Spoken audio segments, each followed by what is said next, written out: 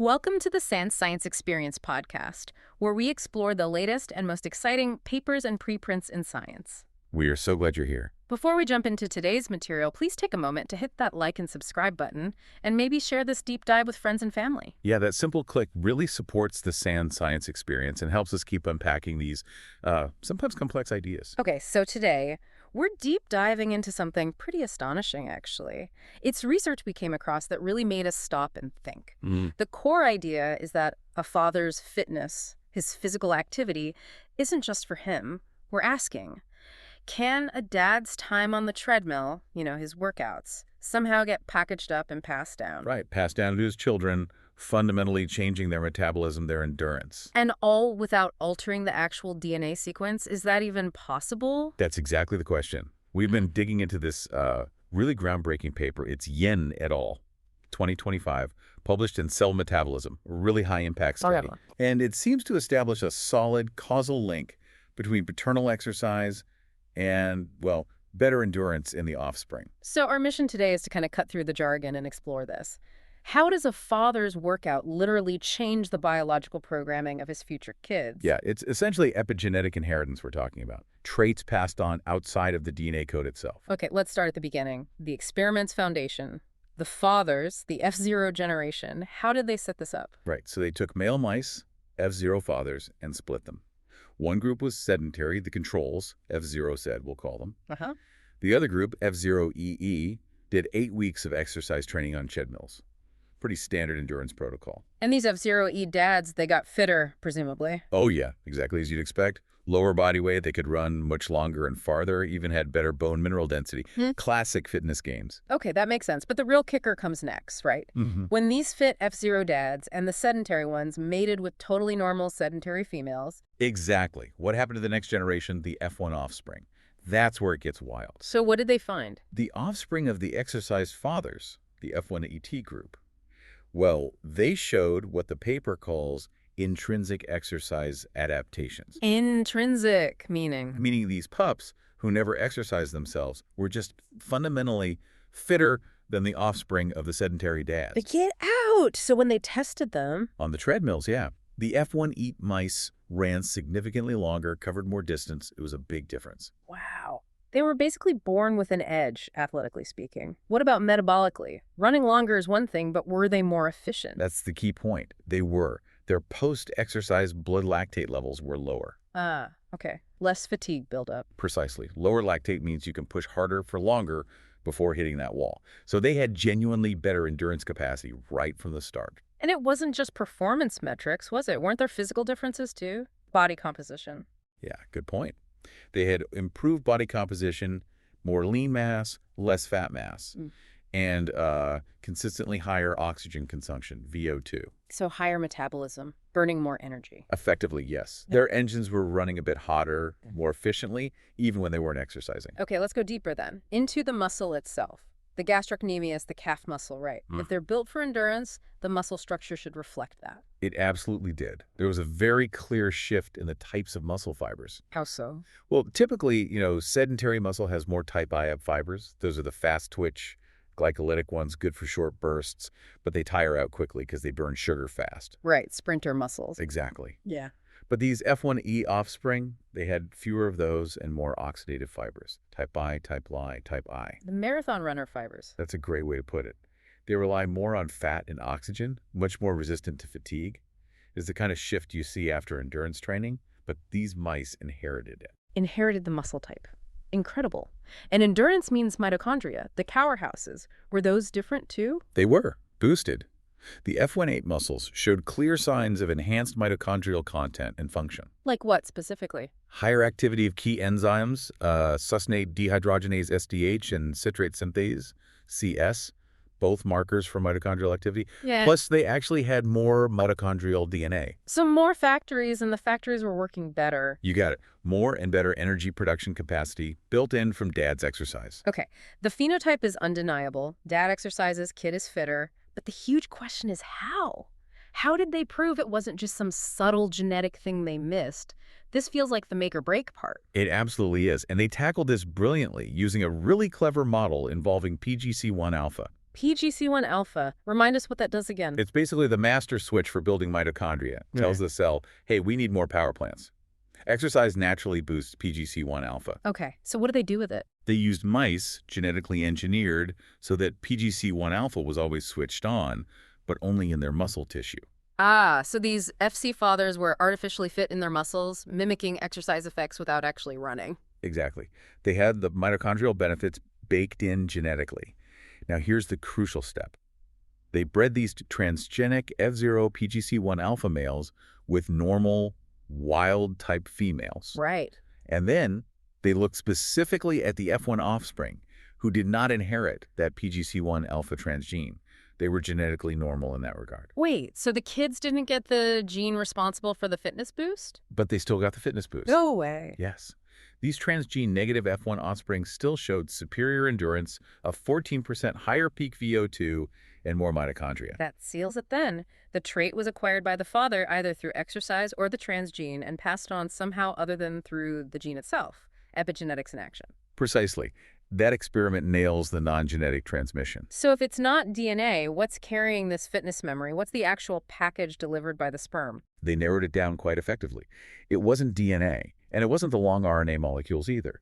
The signal seems to be carried by small RNAs, specifically those less than 200 nucleotides long, called sRNAs. Small RNAs. Okay.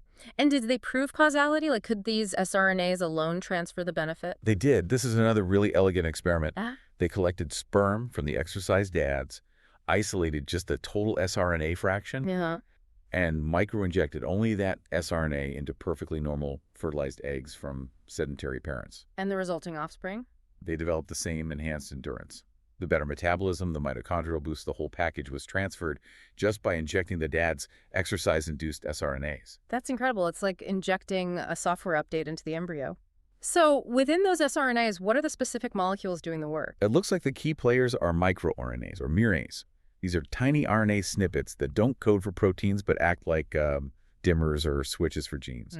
And they found a specific group, 10 miRNAs, that were consistently upregulated, meaning present in higher amounts, in the sperm of both the dads who actually exercised and the dads with the PGC1 alpha transgene. That consistency is powerful. Finding the same miRNAs elevated in both models really points the finger at them. Is there any link to humans here? Does this happen in us?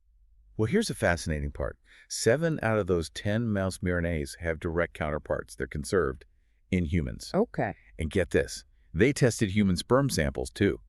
Men who underwent endurance training showed significant upregulation of those same 7 conserved miRNAs compared to sedentary men. Whoa. So the same molecular signal seems to be triggered by exercise in both mouse and human sperm. That's huge. It really suggests this mechanism could be broadly relevant, yeah. Okay, so we have the messengers, these specific miRNAs in the sperm. What's their job? When they get into the embryo, what are they targeting? What switch are they flipping? Their main target seems to be a gene called NCR1, nuclear receptor core pressor 1. NCR1, okay, never heard of it. What does it normally do? Think of NCR1 as like a brake pedal for metabolism and mitochondrial building. It essentially works against PGC1 alpha. Ah, it's an antagonist. So PGC1 alpha says, go build mitochondria, and NCR1 says, hold on, slow down. Exactly. It puts the brakes on. So these miRNAs come in from the dad's sperm. They find the NCR1 message in the early embryo. And they silence it, or at least turn it down? Precisely. They suppress NCR1 expression, and by doing that, they effectively take the foot off the brake pedal for PGC1 alpha pathways. So the embryo is sort of pre-programmed for easier mitochondrial development. That seems to be the idea. Yeah. They even saw this effect directly lower levels of NCR1 protein, the very early 8-cell embryos derived from the exercised sperm. It's a subtle change initiated right at conception that leads to big downstream effects in the adult muscle, a real butterfly effect. Amazing. So the final proof, did they have one last experiment to absolutely confirm this miRNA-NCR1 link? They did. The classic rescue experiment. First, they showed injecting just one of the key miRNAs, miR148A3P, into a normal zygote was enough to give the offspring better endurance later. Okay, so one miRNA can carry a significant part of the signal. Right. Then came the clincher. They injected the full mix of sRNAs from the exercise dads, which normally boosts endurance. But at the same time, they artificially forced the embryo to overexpress NCR1, basically putting the brake back on hard. And what happened? Did it cancel out the benefit? It completely did. Restoring NCR1 levels, even with the exercise sRNAs present, wiped out the enhanced endurance. The offspring were back to normal fitness levels. Wow, that nails it. The suppression of NCR1 by these sperm miRNAs is the necessary step. It appears to be the central mechanism, yes. But this isn't just about running performance. What are the broader health implications? Does this inherited fitness help in other ways? It seems so. It conferred resilience against metabolic problems. They challenged the offspring with a high-fat diet. Ah, the typical metabolic stress test. Exactly. And the F1D offspring, the ones whose dads exercised, handled it much better. They had significantly improved glucose clearance, better insulin sensitivity compared to the F1Z kids on the same high-fat diet. So dad's exercise provided a kind of metabolic shield for the next generation. It looks that way, yeah. Particularly improving how their skeletal muscle handled glucose uptake under that dietary stress. That's a really positive message. But let's talk limitations. How far does this inheritance go? Does it last for generations? Good question. Based on this study, no. It seems to be strictly intergenerational F0 father to F1 offspring. Meaning? Meaning, when they took the F1 males, who were sedentary themselves, remember, and bred them, the fitness advantage did not pass down to the F2 grandkids. It seems to be a one-shot transfer of information. Okay, so it's not changing the germline in a permanent way. And what about females? You mentioned a difference there earlier. Right, that's a really important finding and limitation. The endurance benefit from paternal exercise was clearly seen in the F1 male offspring. But the F1 females didn't seem to get that same boost in running capacity from dad's exercise alone. Really? Why would that be? Well, it's complex. Yeah. Interestingly, female offspring did benefit from the paternal PGC1 alpha trans gene, suggesting the muscle machinery is potentially there. But the regulation triggered just by paternal exercise seems to be sex-specific. There are likely hormonal interactions or other factors in female development that modulate this pathway differently. So more research needed there, definitely. Absolutely. Understanding those sex differences is a major open question. And also, how does exercise actually change the miRNA profile in the father's sperm in the first place? Is it hormonal signals, something from extracellular vesicles? That upstream mechanism isn't fully worked out yet. Right, the journey from the treadmill to the sperm's cargo hold. Still some black boxes there. For sure. But even with those questions, the core message is powerful. We're seeing that a father's physical activity leaves a direct molecular imprint on his sperm. An imprint that actively shapes the metabolic future and fitness potential of his children. It's a whole new layer to thinking about parental health effects. Okay, here's a final thought then for you, our listener, to maybe chew on.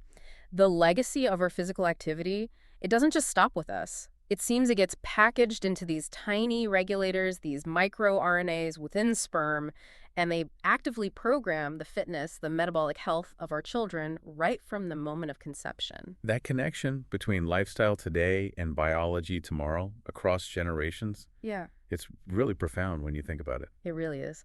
Well, that's all the time we have for this deep dive into the source material. Thank you so much for joining us. Yeah, thanks everyone. Please remember to hit like and subscribe if you enjoyed this. It really helps support the show. And we'll catch you next time right here on the SANS Science Experience.